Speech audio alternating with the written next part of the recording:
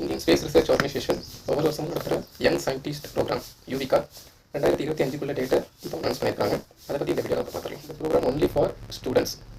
2025 ஜனவரி 1 அப்போ அவங்க இப்போ இந்தியாவில் 9ஆம் வகுப்பு படிச்சுட்டு இருக்காங்க. இந்த ப்ரோக்ராம் மொத்தம் இந்தியாவில் 7 இடத்துல நடத்துகிறாங்க.